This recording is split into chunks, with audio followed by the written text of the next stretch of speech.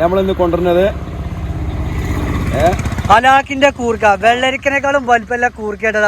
ഇതാണ് കൂർക്കല് മക്കളെ, കൂർക്കട്ടോ. ഇതാണ് കൂർക്ക എന്ന് പറയുന്ന സംഭവം. ഇത്രയും വലിയ കൂർക്ക, വെള്ളരിക്കന്റെ ഒക്കെ വലിപ്പമുണ്ട് ഓരോ കൂർക്കള്. ഈ കൂർക്ക ഇത്രയും വലിയ കൂർക്ക സ്വപ്നത്തിന് മാത്രമേ കാണാൻ കഴിയുള്ളൂ, അല്ലാതെ കാണാൻ കഴിയൂല. പാലക്കാട് ജില്ലയിലെ തൊട്ടക്കര എന്ന് പറഞ്ഞൊരു ഗ്രാമമുണ്ട് കേട്ടോ. അവിടെയാണ് ഇപ്പം നമ്മൾ നിൽക്കുന്നത്. വലിയ പാടം തന്നെയാണ്. അപ്പോൾ അവിടെ പണിക്കാരും കാര്യങ്ങളൊക്കെ ഈ വെയിലത്ത് തന്നെ നിന്ന് പണിയെടുക്കുന്നുണ്ട്. ഭയങ്കര വെയിലാണ്, കഷ്ടപ്പാട് തന്നെയാണ് കൃഷിക്കാരെ കാര്യങ്ങളൊക്കെ പറയുകയാണെങ്കിൽ. നമുക്ക് ജസ്റ്റ് ഒന്നൊന്ന് പോയി കാണാം കേട്ടോ. ഇതിൻ്റെ വിളവെടുപ്പും കാര്യങ്ങളൊക്കെ എപ്പോഴാണെന്നുള്ളത് വെറുതെ നോക്കാം. നമ്മളതിൻ്റെ ആളല്ല, എന്നാലും കണ്ടപ്പോൾ ഒരു കൗതുകം, ഇത്രേ ഉള്ളൂ. ഇങ്ങനെയാണ് അതിൻ്റെ ചെടി ഉണ്ടാവുക കേട്ടോ. ഇതാണ് അതിൻ്റെ ചെടി. ഇതിൽ പറിച്ചു കഴിഞ്ഞാലാണ് കൂർക്കൽ കിട്ടുക എന്നുള്ളത്. നമുക്ക് നോക്കാം ജസ്റ്റ്. ഇതാട്ടോ. പക്ഷെ വലിയ വലിയ കൂർക്കൽ തന്നെ കേട്ടോ. വലിയ ഹലാക്കിൻ്റെ കൂർക്കലാണ്. ഇത്ര വലിയ കൂർക്കൽ ഞാൻ ഇതുവരെ കണ്ടിട്ടില്ല. സൂപ്പർ സാധനമാണ്. ഇനിയിപ്പോൾ ഇത് പറിച്ച് നശിപ്പിക്കണ്ട നമ്മളെന്തായാലും. അതങ്ങനെ വരിക്ക് ഇരിക്കണു. ഓലങ്ങനെ വർത്താനം പറയണു. പണി ഒരു ഭാഗത്തങ്ങനെ നടക്കണു. നല്ല സുഖമായിട്ട് തന്നെ കേട്ടോ. വെയിലാണെങ്കിൽ പോലും ഓല ആ സന്തോഷം അതിൽ കണ്ടെത്തുന്നുണ്ട്. അടിപൊളി വലിയൊരു പാടം തന്നെയാണ്. അതൊരാൾ പാട്ടത്തിനെടുത്തിട്ട് അതിൽ കൃഷി ഇറക്കും. പല രീതിയിലുള്ള ഇഞ്ചിയായിട്ടും കൂർക്കലായിട്ടും പല രീതിയിലുള്ള കൃഷികൾ ഇറക്കുക. നെല്ലൊക്കെ ഉണ്ട് കേട്ടോ. എല്ലാതും ഇറക്കിയിട്ട് അതിനുള്ള പണിക്കാരത് ഓരോ ആ നാട്ടിലുള്ള ആൾക്കാരെന്നെ അങ്ങനെ പണിയെടുക്കുക. പ്രായമുള്ളവരും ഇല്ലാത്തവരൊക്കെ ഉണ്ടാവും. ആണുങ്ങൾക്ക് 650, സ്ത്രീകൾക്ക് 350 കേട്ടോ അവിടുത്തെ കൂലിയായി. എന്തായാലും ബാക്കിയുള്ള കാര്യങ്ങൾ നമുക്ക് ചോദിച്ചു നോക്കാം. എങ്ങനെ അതിൻ്റെ കൃഷി ഇറക്കല്, എങ്ങനെ ഇതിൻ്റെ പരിപാടി എന്നുള്ളതൊക്കെ ഒന്ന് ചോദിച്ചു നോക്കാം.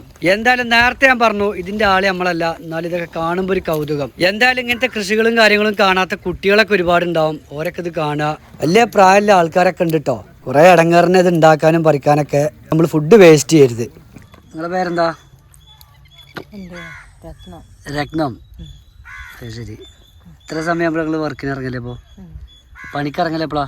8:30 ഇറങ്ങിയിട്ട് 2 മണിക്ക് വരും. 2 മണിക്ക് വന്ന 1 മണിക്ക് ഭക്ഷണത്തിന് പോകും. 2 മണിക്ക് വരും.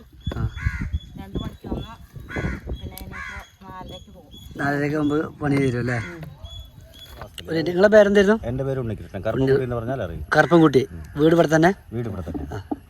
അത് ഒരുവിധം വലിപ്പമുള്ളത് ഇതേ സൈസിലുള്ളൊക്കെയാണ് വിത്തെടുക്കുക. ശരി. അത് ഇതിനെ സൂക്ഷിച്ച് വെയിൽ കൊള്ളാതെ വെക്കും.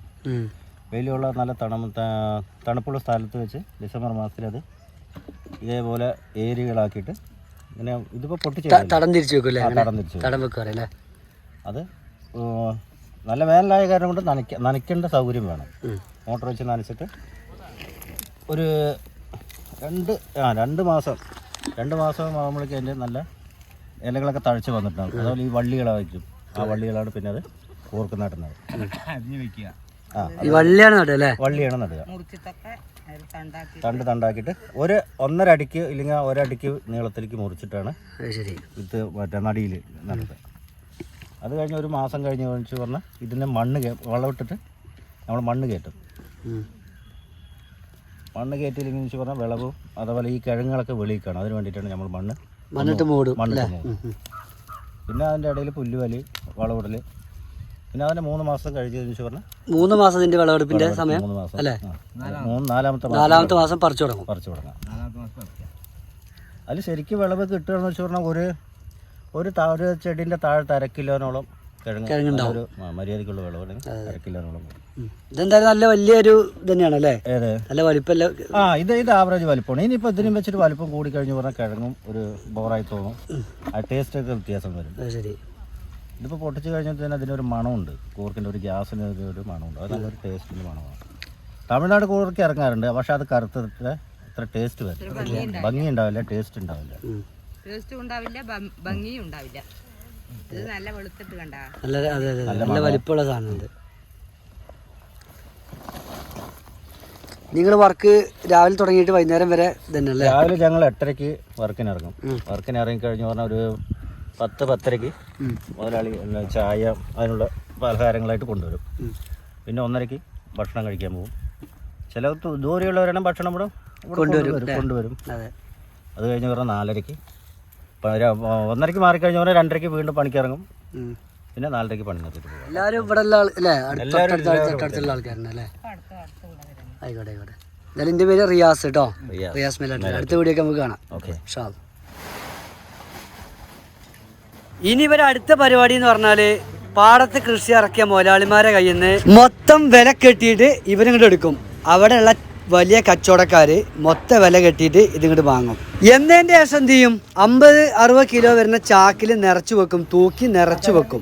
എന്നിട്ട് എന്ത് ചെയ്യും, ചെറിയൊരു ലാഭം എടുത്തതിന് ശേഷം പല ജില്ലകളിലുള്ള ഹോൾസെയിൽ കടക്കാർക്ക് ഇവർ എത്തിച്ചു കൊടുക്കുകയും ചെയ്യും. വലിയ വലിയ ഹോൾസെയിൽ ഷോപ്പുകളിൽ എത്തിയതിന് ശേഷം അവിടുന്ന് നേരെ എന്ത് ചെയ്യും, നേരെ ചെറുകിട കച്ചവടക്കാർ അത് കളക്ട് ചെയ്ത് കൊണ്ടുപോവുകയും ചെയ്യും. ഓരോ കടകളിലേക്ക് അവർ കൊണ്ടുപോകും.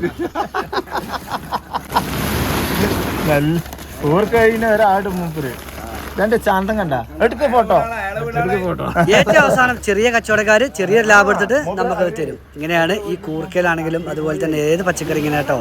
ഇഷ്ടമായോ? സംഭവം പൊളിച്ചോ?